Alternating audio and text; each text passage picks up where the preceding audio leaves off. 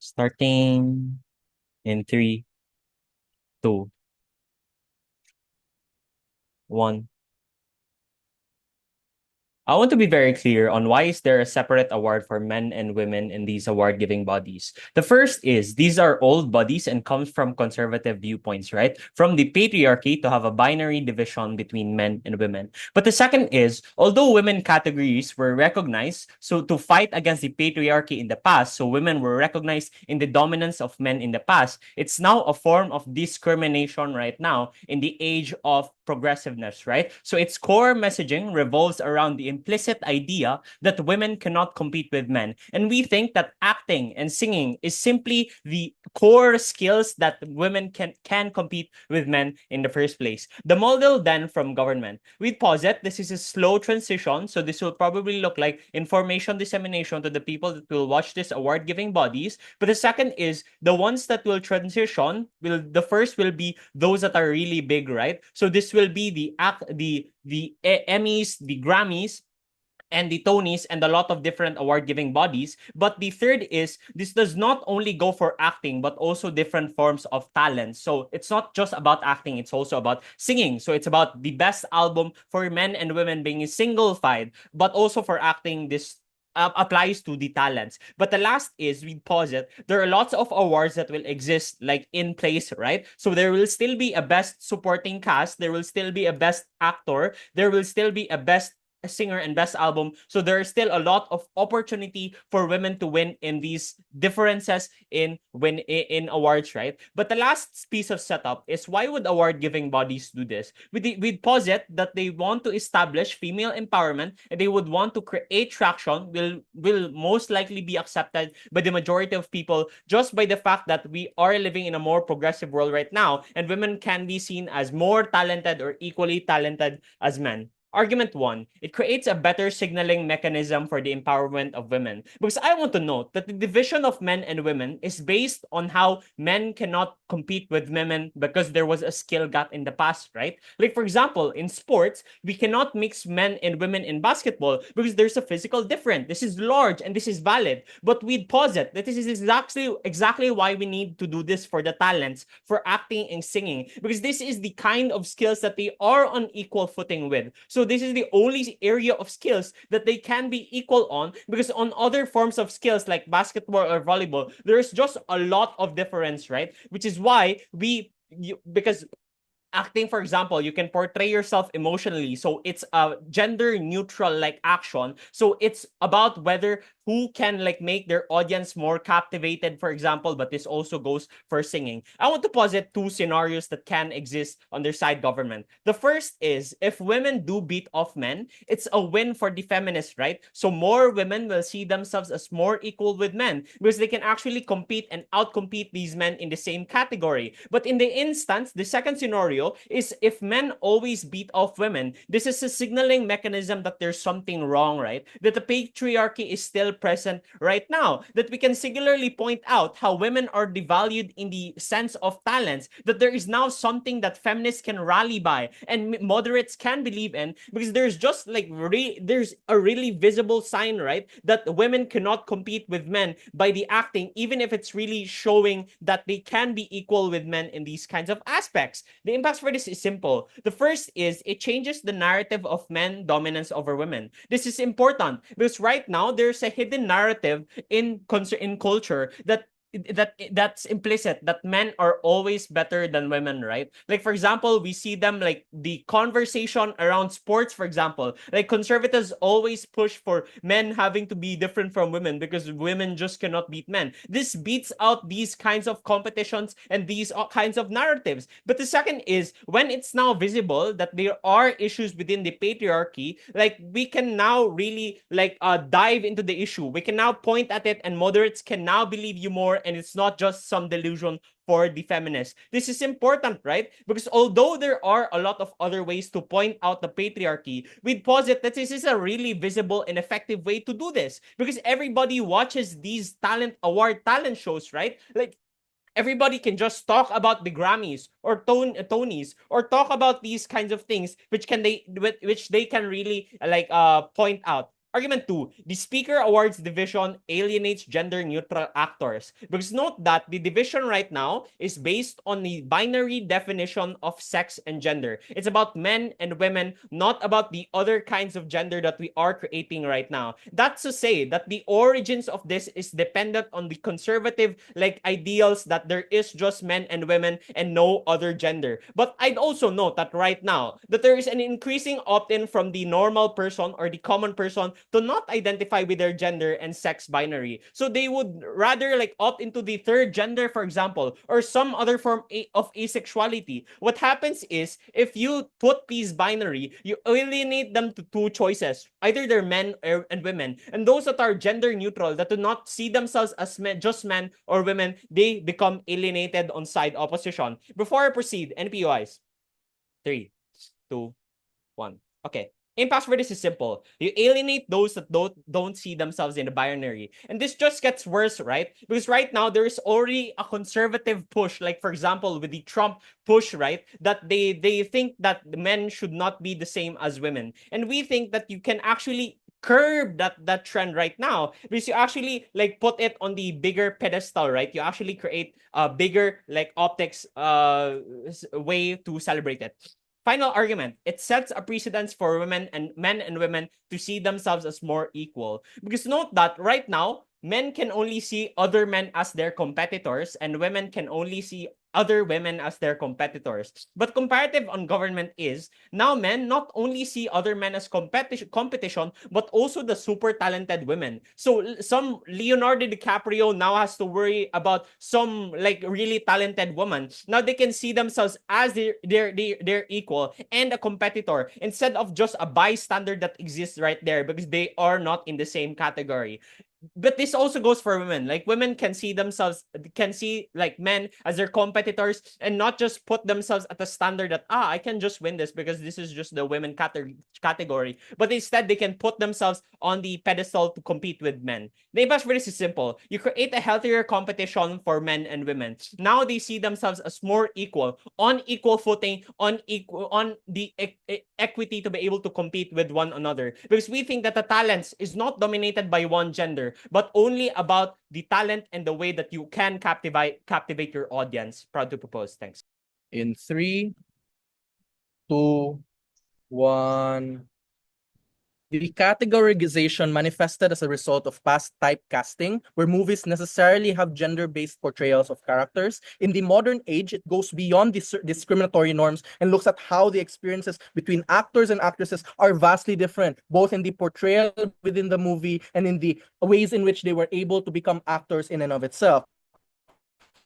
It is a recognition of stories beyond the typical strong men and a reception of the stronger women that we're more able to accommodate given the vastness of the category. What does the recognition do that government wasn't able to talk about? It is there to reward the full expression of human experience. The duality of the award, that is to say that there's two awards, is a recognition of the differences that exist in the human experiences. And unifying these awards forces the feral competition between two demographics. But worse, it declares one form of human experience as greater than the other.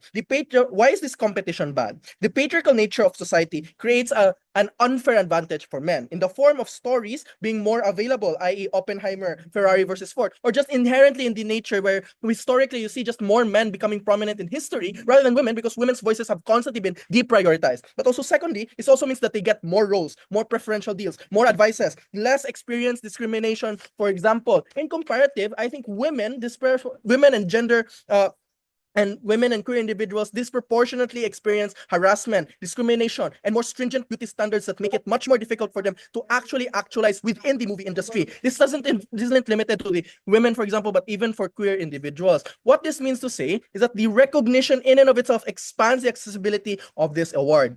Why is that important? Because it informs the narrative that you have with regards to these types of people through the incentivization of saying that these things are worth rewarding, these things are worth recognizing, and their difference doesn't make them less, but it makes them something new. But also, it influences the public perception of people regarding these groups, as well as dismantle the prominent stereotypes about these people. When the winners of these actors or actresses awards are no longer subsuming to the stereotypes that they have, it forces the audience, for example, to question whether the current stereotypes that they have is going to be something that's true. This is in comparative to the better signaling effect that Prime Minister posited, because the extent to which they have better signaling effect is only contingent on winning that competition. I think what the fact that there's 2 categories or 3 categories, for example, says is that you are worth recognizing even if you don't win. So the bar in which they get their benefit on Gov is that they have to win. They always have to win in order to constantly prove whether or not women are worth calling better actors. So in the best case that they have to maintain that level of competition with other men, for example, or other movies, for example, simply to retain the same benefit that already happens on opposition. The third thing I'm going to talk about is that how will people interpret this? Notice how movies are entertainment and they are art. The way people engage with them allows them to reflect on their beliefs and reference their decision making. Multiple categories incentivizes the watching of multiple movies. For example, like look at the optics. For example, if there's 2 or 3 movies known to be like the best actor or the best actress or the best queer award, then that means to say that more people are incentivized to watch these movies because it entices their curiosity. It makes them wonder why this would win in this specific category. So that in and of itself already replicates the same signaling effect that happens on government. There's still no complete equality yet because misogyny is still something that's prevalent and the patriarchy that we're still in is still in power. What government needs to do is they have to defend that they have to prove why this bias no longer exists, because in order to actually function as a properly deconstructive narrative that they claim, they have to prove that the biases that these people are subsuming to aren't no longer exist, which isn't true. And thirdly, they question as well the capacity for you to disenfranchise the queer people, for example, because there is no queer award. Then the response to that is basically to say that if there's a WEN award, an actress award, then there should also be a queer award, right? For example, we aren't limited to just having men and women. The question of the debate has to revolve around why you should only have one as opposed to multiple. So if the question is on more representation, I'd argue that it's also better to have like queer actors or the best queer actor of this movie, for example, which already replicates the same benefits that I've already proven, but to a greater scale, which is resolved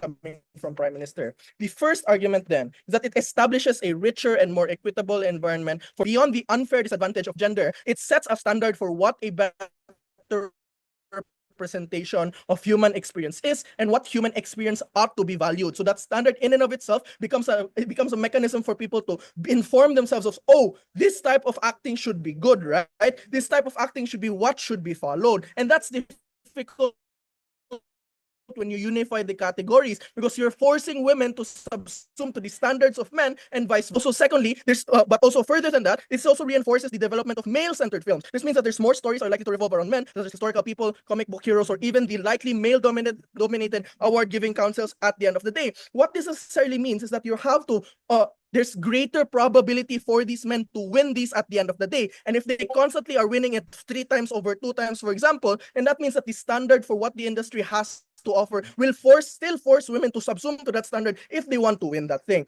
I think this is the biggest problem on government. They have to prove why these standards are something that women are going to be allowed to do. But regardless, the third thing is that the disagreements on the winners generates backlash against the feminist movement itself. Even if the actress deserved it, the feminist movement suffers the criticism anyway, which affects the optic-based criterion of their signaling effect, which means to say that the prerequisite for government's benefit is not just having that award being solidified, but also to reconstruct the societal bias that comes with it. The second thing I'm going to talk about is that multiple awards incentivizes multiple types of movies.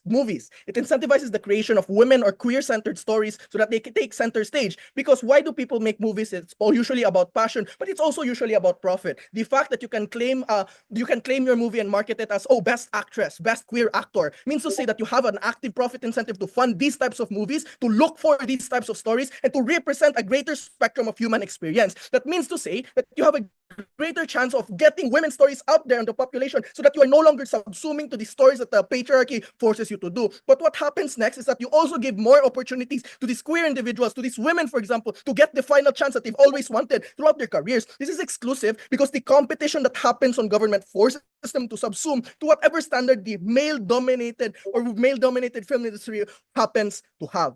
What this necessarily means is that beyond the idea of deconstructing the gender norms, you also need to have an idea of how things are going to change moving forward. And the change that happens when you allocate and accommodate a specific category where people can thrive and dominate is preferable. Proud to. Starting in 3, 2, 1.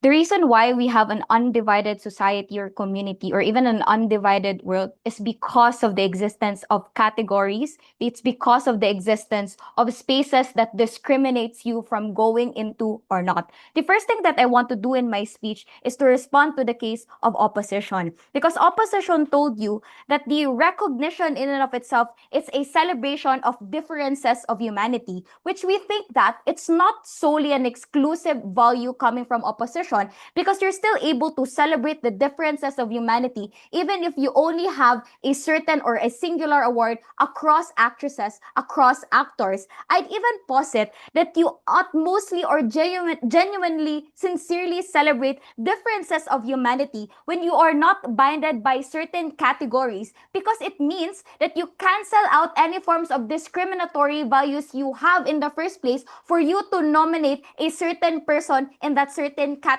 or not. This goes that even if there is already one category across actors and actresses in government's paradigm, I think that you're likely to celebrate differences of humanity in a more sincere and a more genuine manner. This is precisely because you do not discriminate the standards of women, for an example, as what opposition posits in their case, that there should be a standard of what should be followed in the first place. But the second thing that I want to respond to is to the whole case of opposition, because opposition told you there's gonna be a richer and more equitable environment if we are to retain the categories for men and women, and there should be a standard of what should be followed. The first response that I want to give, it's unlikely for opposition to claim that there's gonna be a richer and equitable environment, because in status quo, there are already clamors from certain movements that want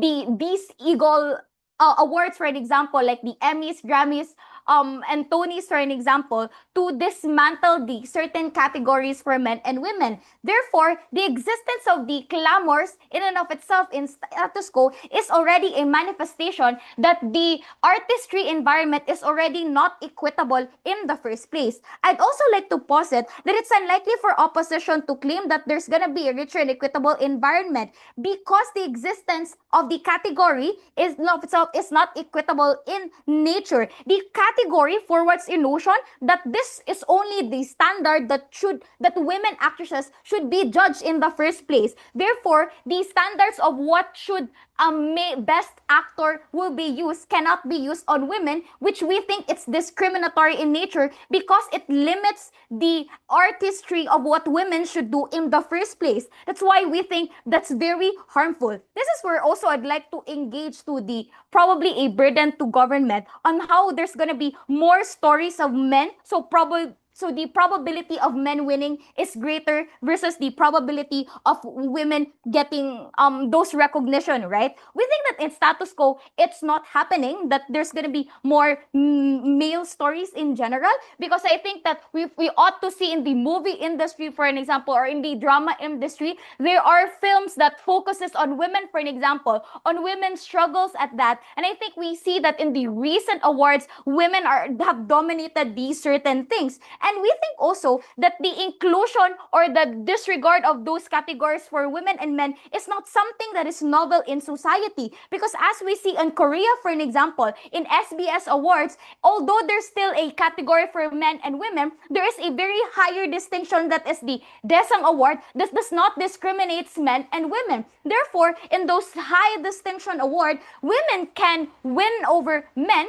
or by the act of being nominated is already a form of empowerment in and of itself. This is where I'd like to flip what opposition told you, that the signaling message of Aaron's case is just something that you can get if the women were to win in that certain category. I think that this is a misunderstanding on opposition side, because the act of the signaling message that Aaron told you is it means that when you disregard these kinds of category, there's gonna be an equal playing field for men, women, and for those actors who do not identify themselves as such.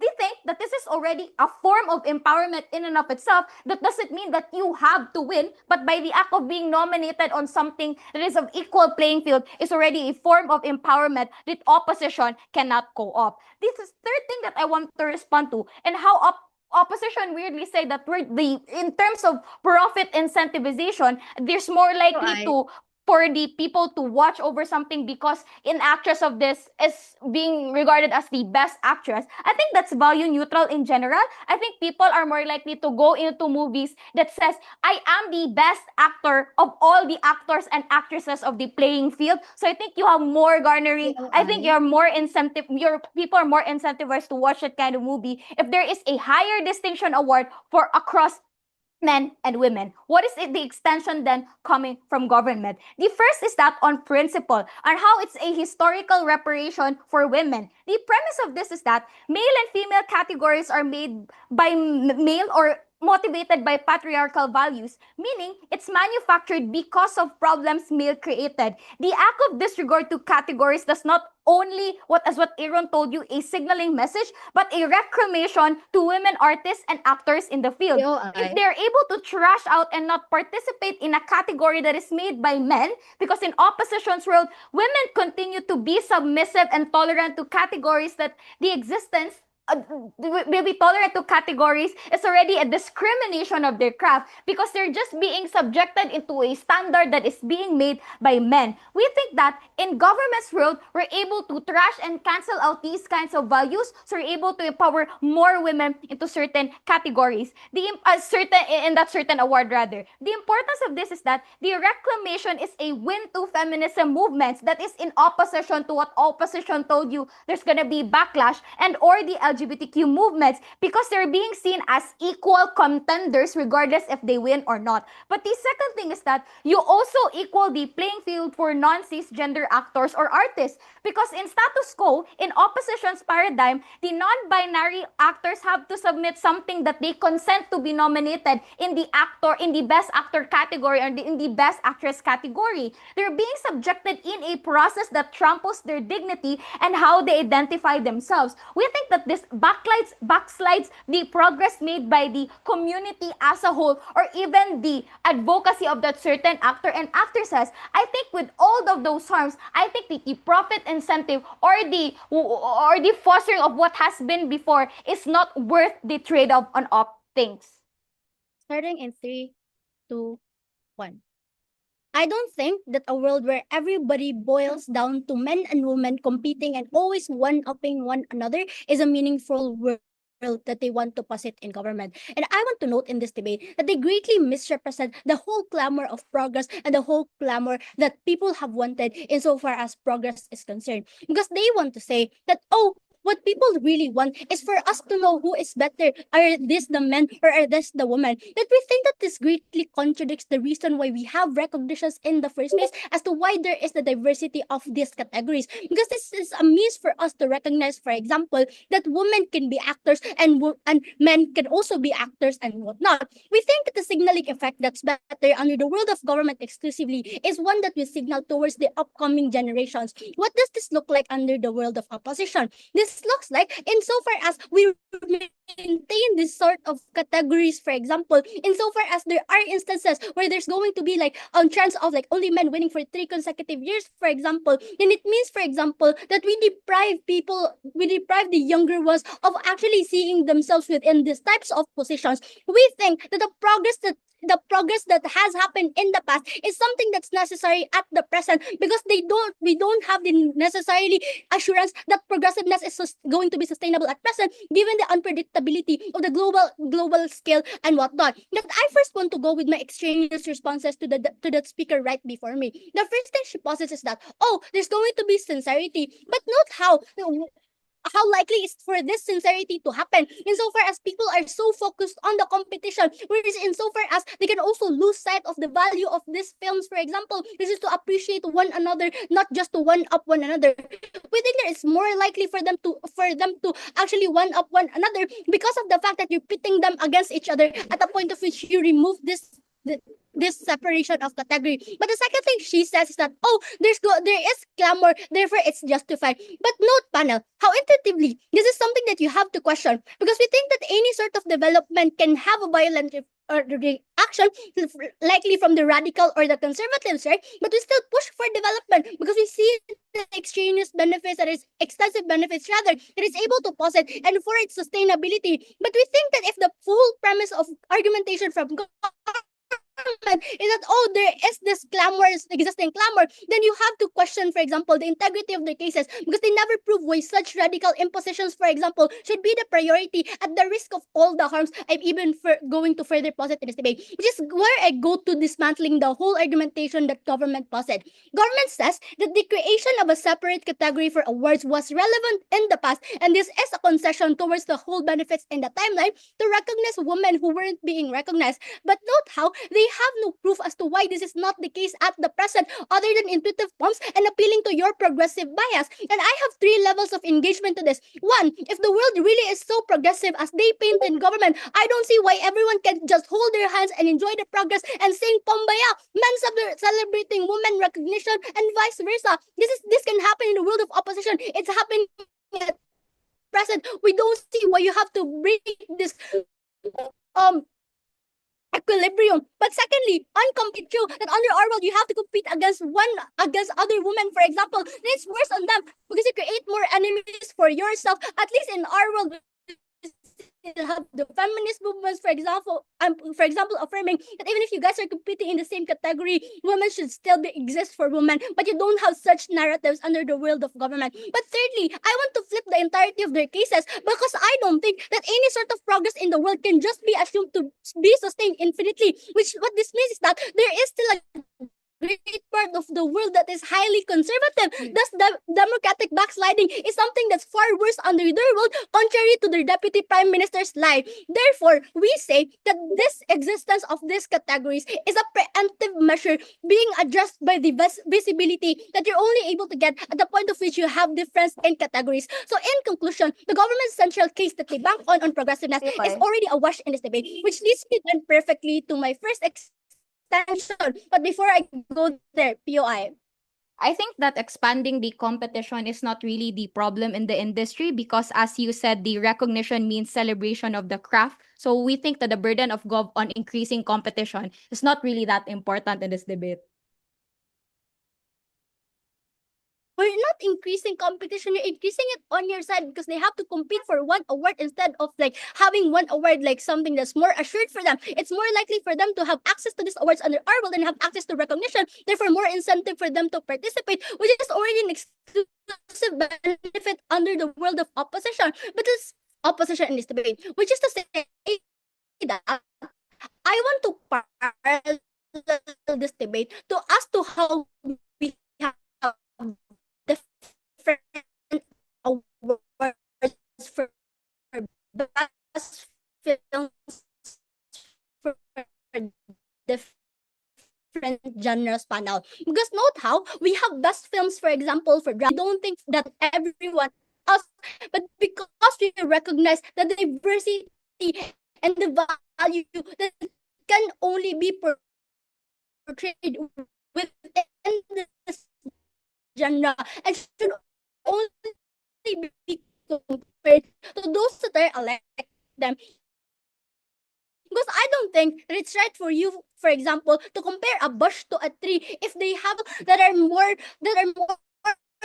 quantifiable towards this judge. This looks like if there's an inherent difference in like the portrayals. Like for example, there are a lot of rules. For example, if you're going to portray a historical film that actually shows, for example, that a lot of men like in the offices and a lot of the women, like for example, in the households, we think that there are differences in the portrayals of these characters, and it actually takes different types of preparation. Like for example, if you're an actor in an action movie, you have to undergo like months of trainings and stuff like that. And we think that it's better only honored at the which that you consider consider their categories, for example, and the metrics as to how it's going to be something that's adjusted towards these types of genres. We think that's a more equitable type of comparison, and we think that it's something that's able to justify and give them justice towards the hard work that they're able to possess. Because we think that more than just depriving people of accessibility towards this award, because you want to satisfy your whims, for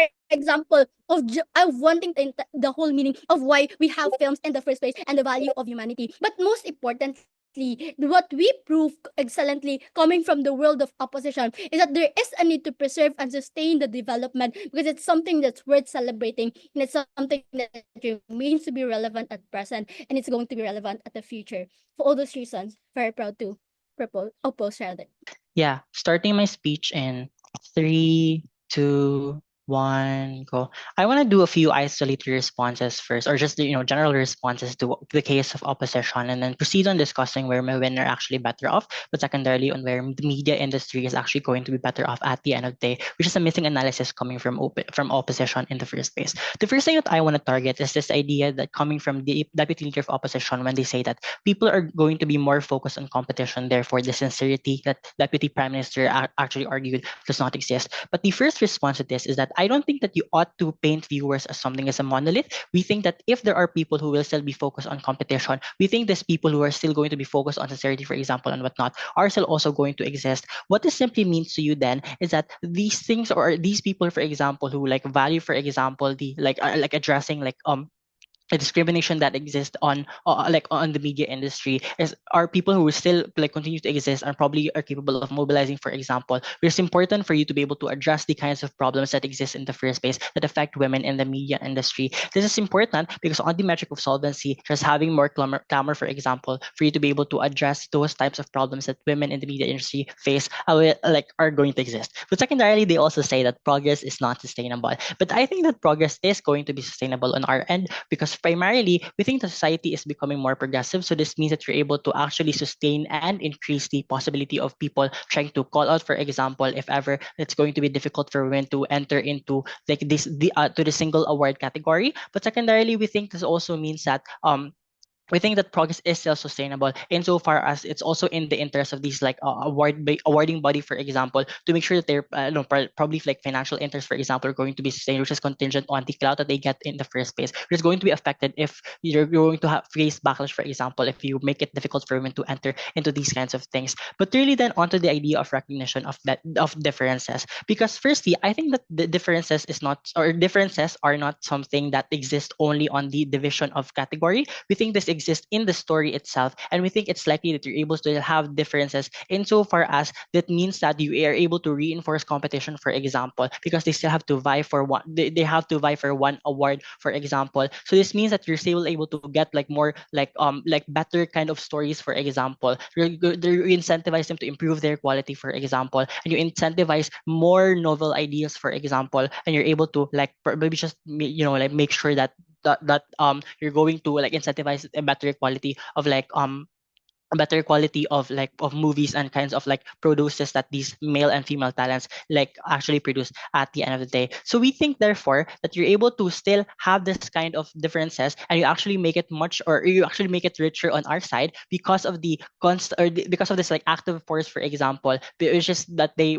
have to compete, for example, for this kind of single award category. I'm going to discuss therefore firstly on where women are better off, because on opposition, they say that women are going to be more harmed, or women are female talents, for example, or women in general are going to be more harmed on side government simply because you subsume women to standards of men. And what happens is that you leverage the stories of men over the other. But we think that even if these things will exist, we think it's okay for 3 reasons. The first one is that it's okay because this means that if you have to subsume them to the standards of men, that means you expose the problem in the first place within the media industry. What happens after when you expose the problem? We think that you incentivize the awarding body to make it more transparent transparent and easier for women to enter, for example. So this means there's going to be an active effort to address these kinds of problems. Why is this likely? One, there's going to be backlash from viewers such as fans, for example, or fandoms of singers or actors or whatnot, and who are literally just capable of mobilizing. But secondarily, we also have like investors being out, for example, if this backlash is going to exist, and thirdly, you just have like investment deflection, which incentivizes the awarding body in the first place. But secondarily, what happens after when you expose the problem is that this also opens up more discourse about issues that affect women in media or industry. This is likely to be greater and better. You have better discourse because primarily in terms of scale, you have a lot of like enraged fans, for example, who are capable of mobilizing. So probably they're going to take out or probably going to like do certain actions to make sure that like these kinds of problems are addressed, or probably to incentivize the media industry and whatnot. But secondarily, you have like media coverage, for example. So this means that it's going to be like a hot topic, for example, and this media awarding body is going to be more incentivized to make sure that their image is going to be better off. Therefore, there's going to be more active effort to address these issues that affect the female talents, just having better policies, regulations, or like the better pace and whatnot. But secondarily, we think it's okay. Therefore, even if you like subsume like women or like female talents, for example, to standards of men, because this is how you're able to revolutionize the standards of the media industry in the first place. I want you to note that if you actually preserve the status quo, and that is you continue the divide, for example, in the award category, what happens is you preserve the discriminatory standards in the first place. And this is harmful because you continue more premium for men. This means you preserve the standards which has harmed women. So there's going to still be more pay to men, for example, or probably more opportunities that are going to be funneled for men, for example. And what happens is that you perpetuate the unchecked justification why women actually get less in the media industry. Was it likely, therefore, that you're able to actually revolutionize the standards of media industry on our side? We think that this likely because primarily you have an active call from viewers, for example, or probably from stakeholders. So, and this is also something that's going. But secondarily, it's also in the interest of the awarding body to make sure that their optics or like the awarding body is actually better off in terms of optics. How does this actually happen, or how does the revolutionization of the standards of media industry actually happen? We think that this means that there's going to be more demand for women like movies or talent producers, for example, because they are like already because you expose the like the problem significantly. So a lot of people are going to want to make sure that these women are probably going to receive the benefits that they ought to get better in comparison to like etc. But secondarily, this is also how do you de-emasculate movies. So this is basically how you're able to get better entry point for feminine characteristics, for example, or de-emasculization of the portrayal of or how like the filming process actually looks like during the process, and like and the whole output of the movie in and of itself. And therefore, this is how you're able to actually address those kinds of problems. How do you weigh these contributions then? The first one is in terms of solvency. I think that on both sides you can see that there are problems that like these women face, but it's only on government that you're able to actually get better mechanisms on how you're able to address this, such as the emasculization of movies and whatnot. But secondarily is in terms of scale of benefits, because on their side, they never really clarified how you're able to get these kinds of things. The only thing was to say that you basically preserve what is already there, and therefore you just we just make it happen and whatnot. But I think that what clearly changes on our side of the house, that you're able to address these problems in the first place. So this active effort makes sure that there's a certainty in kind of addressing the root cause or the problems that these women in the industry actually face. For all these reasons and more, ballot to government. Starting in 3, 2, 1. Panel, talent alone has never guaranteed recognition in film. It's a matter of access, opportunity, and visibility, which have always been uneven in status quo. What Gov needs to understand is that male actors still dominate leading roles, which means that merging categories doesn't level the playing field, it tilts it further, meaning it stripping away separate awards won't fix the bias. It will only make it easier to ignore systemic biases in the industry. What am I going to talk about in my speech? Two things. I'm going to prove rebuttals then. Firstly, on Gov, they tell us that this will establish a female environment, and it creates a better signaling mechanism in women empowerment. I have 5 levels of responses to this. Firstly, this is not true, because in theory, gender neutral categories in other industries, music or literary awards, often end up overwhelmingly dominated by male winners. This message in women, they receive not empowerment but but rather erasure. This means that when awards go to mostly men, this is true insofar as in status quo, men get more screen time, better pay or higher pay, and more promotion at the very end. But second, what the impact to this is simple. Changing award categories doesn't fix any of the problems. It only gives the illusion of progress, in which it tells women that our recognition is not built for them. In order for Gov to claim this win, or to claim this to be true, they have to prove two things. First, one, how this removes the systemic biases in the areas of film, insofar as my DLO already discussed the democratic bias sliding, which they dismissed at the very end. But secondly, in times that these award shows are voter based, like MTV or the FAMAS, for example, they have to prove why they are enough conservative values in so many levels that will try to level the playing field at the very end. Sadly, this is already too late for Reply to even save their case. But even if you don't believe that, it's true. It's worse on their side in two levels. One, even if this signals progress, the concrete harms are going to be worse because women now don't have enough capital to win because of these forms of biases. These losses will now lead to less visibility, fewer women winning, and fewer role models in their side. This is harmful insofar as recognition fuels career, from casting decisions to even industry credibility, and losing an award category is not just symbolic, it's material harm that hurts actual people. But even in their best case, that on their side, women dominates the entire film industry, it's now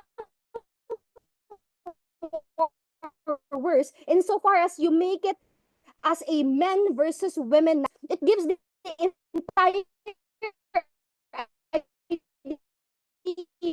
that men cannot be emotional, dominate films, for example. It shows that women cannot be physical or subsumed to karate or stunts or things like that because only men can do that. This is harmful in opposition to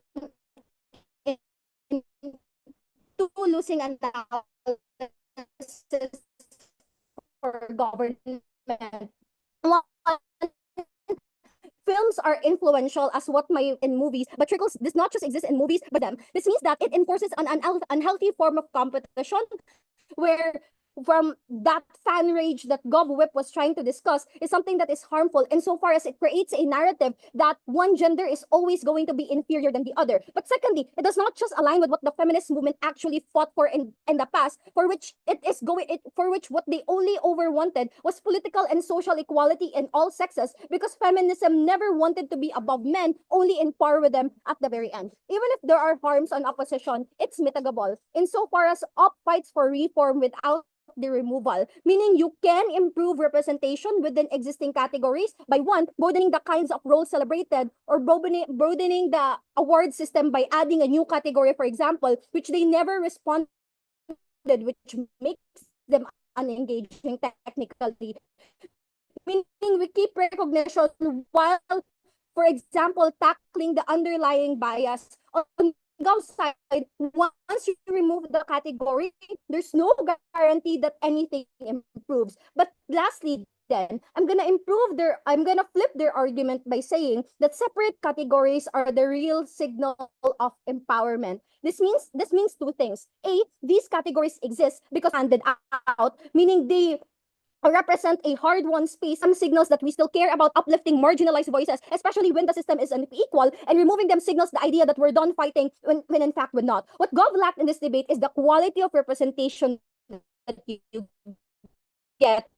It's only coming from up where we actually widen its reach. This is debate winning in two reasons. One, the wider representation through adding, for example, a gender fluid category is important because it allows the wider genre of film insofar as this incentivizes more profit and production investments to women-led films or gender fluid films, which acknowledges their struggles through the art of film. But secondly, under the current system, when at least one woman is guaranteed to be recognized every year in each acting category, for example, this is going to be critical in a world where most award nominees winners are still men, even in supporting or ensemble roles. This is going to be beneficial in one, women can be more seen and celebrated as top-tier talents, but two, award leads to future roles, higher pay, and media attention towards women in the very end. Secondly, then, Gov says that this is going going to be a signaling message for women. This is not true, panel, because take note that this is under the premise that people will respond to that signal. But understand that symbolism without substance is not progress. It's only performance under their side. You don't signal equality by pretending inequality is over. You signal equality when systems are actually fair, when opportunities are actually balanced, and when the recognition is truly accessible to all. Right now, the film industry is deeply unequal, in which women and marginalized genres are given fewer roles or even less screen time, as I've already told you earlier. I'm not even gonna even if this. I'm gonna flip this right away by saying, if they really care about what signals matter, here's one. Every time a woman, for example, or a gender diverse actor steps up to accept an award on their own terms in their own category, that's a signal. Because when Chapel Roan, for example, talked about queer rights in her speeches, or when in queer right in her speeches, it tells you the idea that you are seen within the industry that wasn't made to cater for you in the very beginning. It gives you the idea that you matter and you are worth celebrating. In comparison to what opposition has already told you, we tell you that recognition creates better visibility, and visibility builds this momentum, and this leads better this. Course, this is debate winning in two reasons. One, gendered categories guarantee annual visibility for women and marginalized actors, and that visibility creates role models, media coverage, and industry legitimacy. But most importantly, when people see consistent female winners, the presence of women lead roles becomes normalized and not tokenized. So in that very end, all these discussions lead to solvency, in which we are only able to protect the film industry and all genders at that. Proud to oppose. In 3, 2, 1. Success signals standards, not acceptance. And the celebration of demographics should not have to subsume to the success of a single award, but rather should be recognized regardless of its capacity to win awards. There's a distinction between sports and film. It was clear that art is an establishment of experience and thus should not be limited to being a best actor. Government would have won if this was a debate about sports, but it's not. What that means is majority of the principle on opposition not only remains standing, but also counters the majority of the claims from government. The second comparison is that they weren't able to disprove the idea of incentivizing women in queer movies, for example. Pragmatically, it was clear that the unfair advantages that elevate men still manifest in film. These were talked about extensively on all constructive speakers on opposition. The multiple categories in and of itself are an attempt to equalize the playing field, similar to how there are ESL categories or novice categories in debate, for example. I think that's all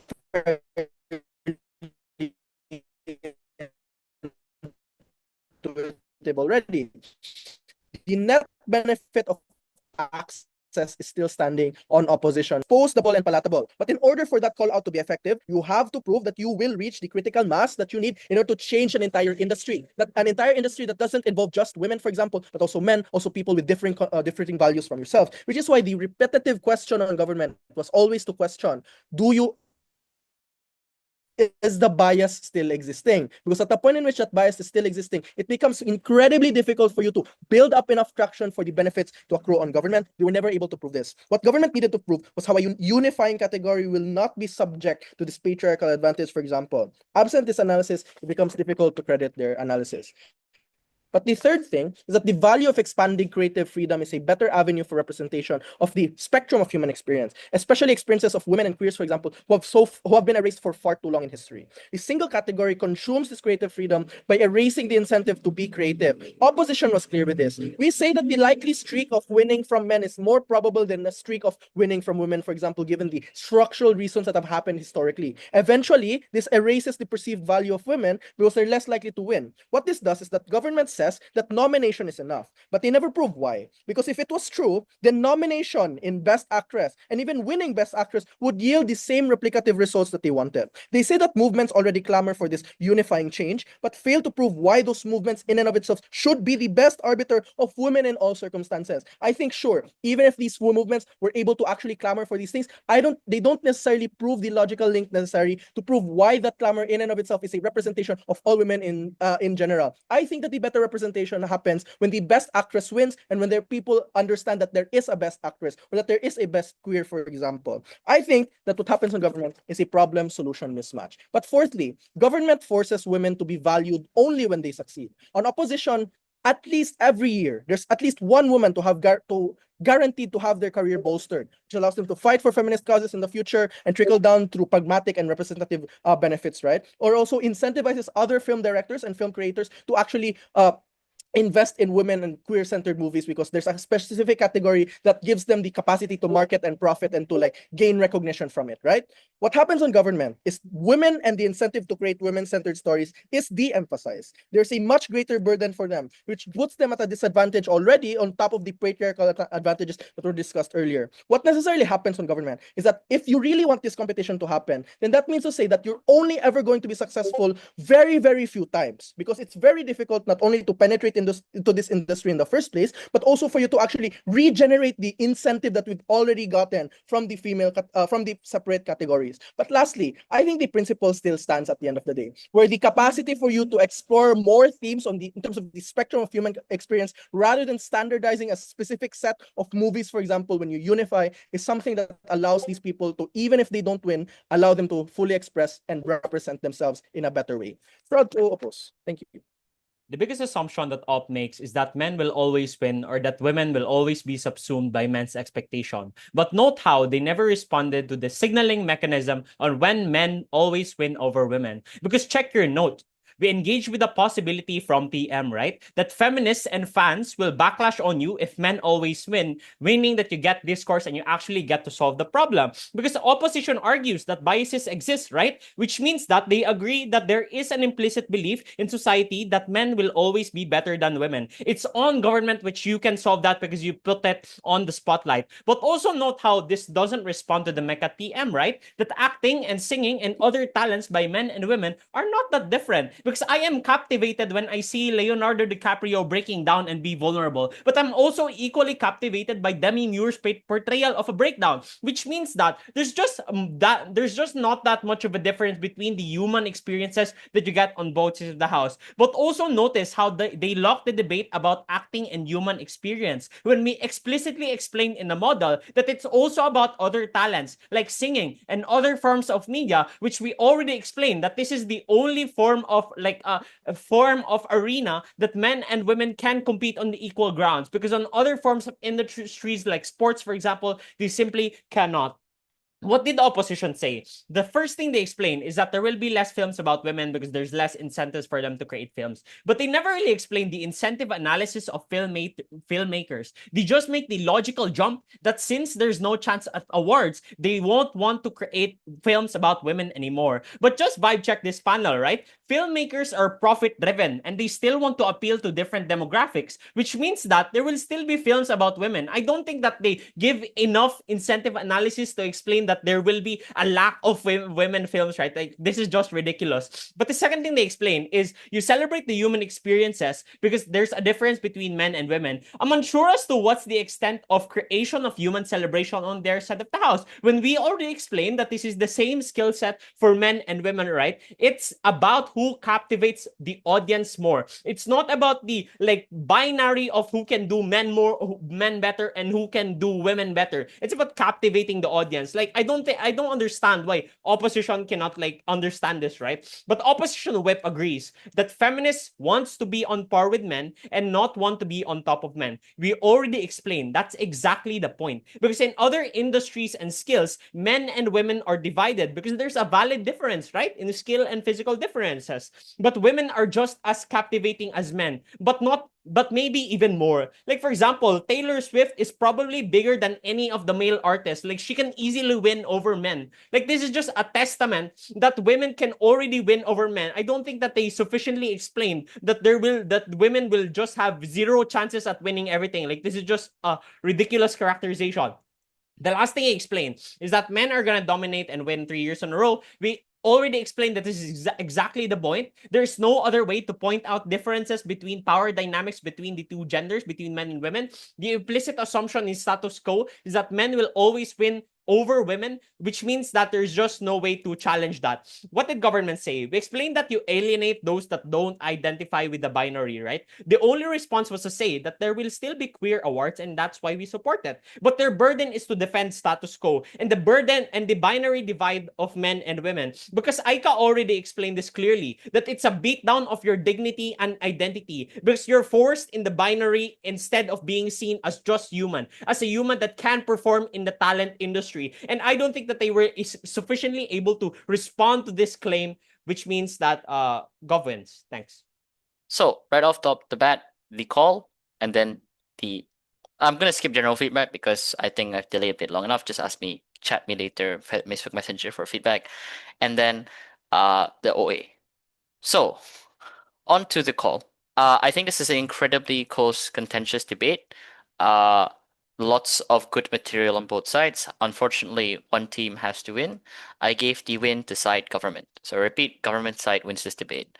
Right on to the OA. I'm going to ask 3 questions. Firstly, are existing award shows good for women? Secondly, is this new award show going to be good for women? Lastly, assuming the best case scenario where I tip the scales on the best case of whether or not both comparatives are there, which one of these would be better for women in general? Firstly, are existing award shows with gendered separation good for women? This is an important issue because we need to create the precedence of what will eventually be the final question, and this also is sort of one of the reasons why the debate becomes close. So how are we going to go about this? Gov explains that these are harmful. The gendered award shows are harmful because they were created under a system of patriarchy that pushed women to be the other. And the problem of this is something they do describe quite well, insofar as right now women generally can outperform men in terms of the entertainment industry. The issue is that now you push them to the other and limit the acknowledgement of that potential, and that's important because there's an implicit narrative in society that men should be different from women, because for some reason men will always beat women, and it's very difficult for women to clamor and get some form of call out at a point in which you have gendered award shows. Opposition's there's a huge chunk of the opposition case which tries to defend that gendered award shows generally are good, and it was actually the solution towards the bias that both teams agree exists in the world.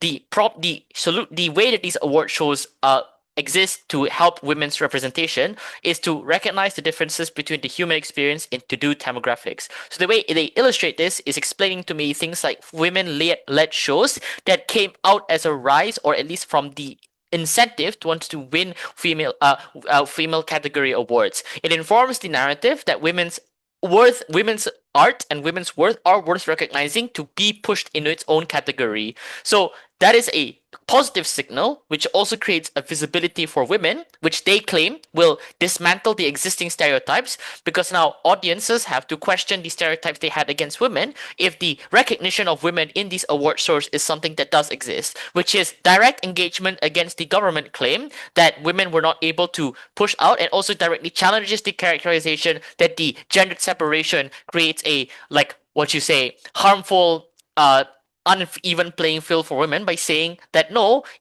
even if there is no direct competing playing field from one award, the fact that you had a recognition of the other side means to say that you can change perceptions, albeit in different ways. And they describe other benefits, like more incentivizing profits, incentivizing recognition, just getting more role models, and needing to have the winner to get those role models.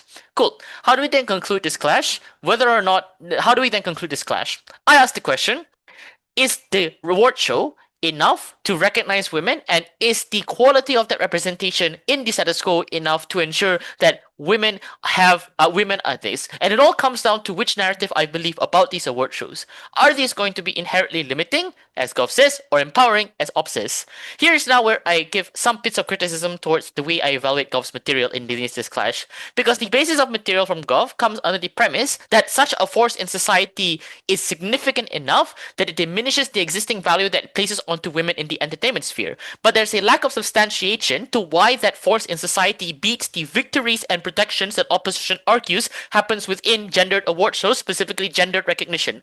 The claim we get here, at best, that kind of tries to prove this is because of the fact that there is existing bias and a perceived difference between men and women, where men are in the power field. It shows that women cannot perform. So then the linkage towards that premise means that, sorry, that was an alarm, means to say that society will always put women in a pedestal. The issue here is that I am not certain to what extent this bias means the other award show is always going to be naturally perceived as the award show, because it does not actually disprove the premise that opposition explains. A whole lot of the positive substantiated side of opposition explains that the protections and representation that did exist from existing award shows is meaningful, and the competing mechanism of representation that comes out from opposition on the recognition of how women were uniquely able to perform in these fields showed to me that women indeed were able to get some form of progress through these things, regardless of existing bias.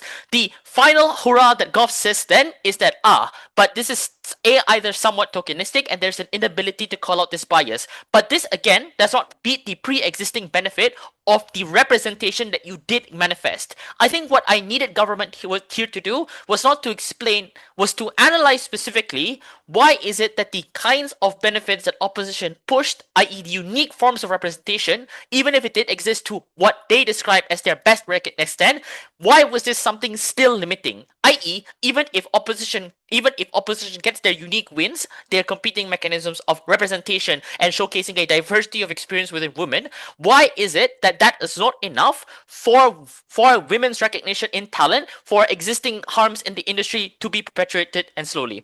I am not saying government does not I'm not saying government does not have a solvency. In this specific clash, they need to provide opposition does not have solvency. Opposition explains to me that there is solvency, which is why I'm willing to believe opposition on the assessment that existing award shows are good enough. So on this front, I think opposition does win. Second clash. In the new creation of unified award shows, what will this do for women? And, is it overall a good outcome for women? This is where the true main contention of the debate lies. The first clash is relevant, but it will become relevant for reasons I'll describe later. But I will point out that the first clash is probably the reason why this debate is close, because the debate kind of boiled down into the evaluation of whether or not status quo is better or whether or not good things are better. But in this round, both things are good. So, and I think that kind of spoils who wins the second clash. Whatever, I'll explain it anyways. The main contention comes into fly here. Goff says, firstly, and this is very smart from government, by the way, they start with the worst case scenario of what would happen if the award shows happen, i.e. all the worst case scenarios where men will always win.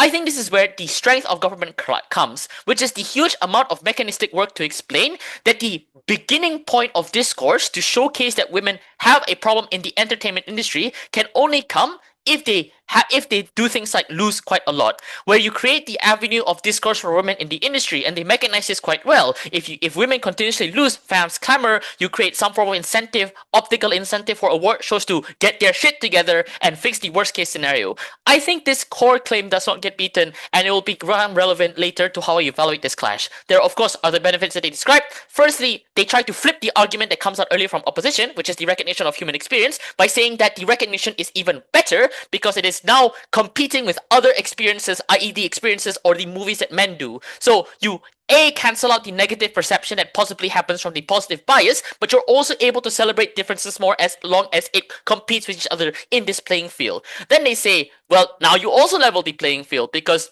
you reclaim the fact that women can be seen as equal contenders, which again, as they explain, is the starting point for women to even be seen out. They explain this is going to revolutionize the representation for women, to create more representation and receive benefits to make sure that movies become more better for women. How does opposition fundamentally contend with the success, or I guess you could say the success rate of the show? The first thing they say is that men will always win, which means that the signaling effect does not work. Then they say this will lose sincerity because people are going to be way too focused on competition, and it kind of lacks the appreciation and the whole point of wanting to have recognition with the women.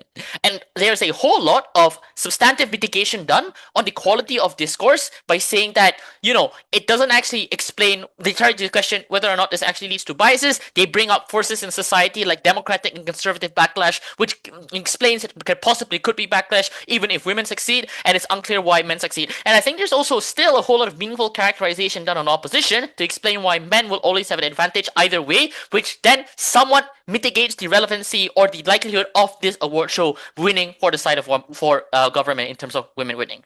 How do we then conclude this? In terms of competing, this is the first sub question I'll ask.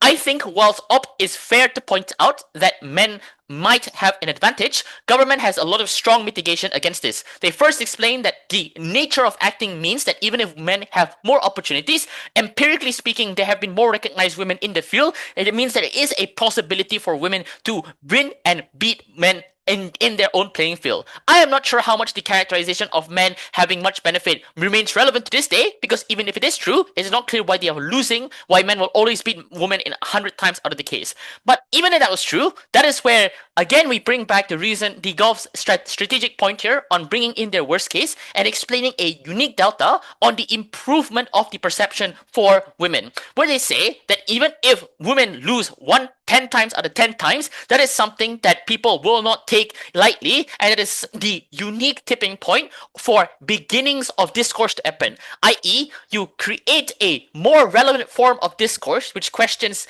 whether or not women have a place in the industry. They should have a place in the industry, but more importantly, to deconstruct the biases and stereotype that societies have towards women in entertainment industry that can only uniquely come from these new award shows. And I think the potentiality of recognition that Goff explains alongside being able to mitigate against their worst case implies to me that their benefit is much more activated.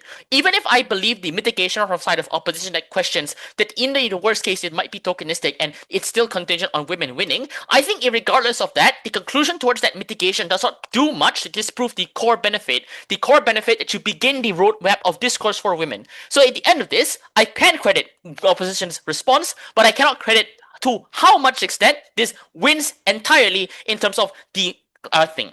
So at the end of this, government do prove their core burden, which is that these award shows are good for women. Finally, the final question is a weighing of two issues. Is it more better to prefer this new award show or the old award show, insofar as we both, my assessment is that both of these award shows are uniquely good in some light. The metric for government on winning this is essentially the positive push or at least a scale of benefits, and I think this is where truly it becomes one of those debates that become decided in reply, because I think it is where I get in the reply case on government and Golf Whip to some extent, where the scale of benefit that you're able to get from a award show, even if it is inherently risky, i.e. 10 to 20%, means a greater possibility to co-opt the benefits that come from original award shows, i.e. the recognition and diversity of experiences towards women.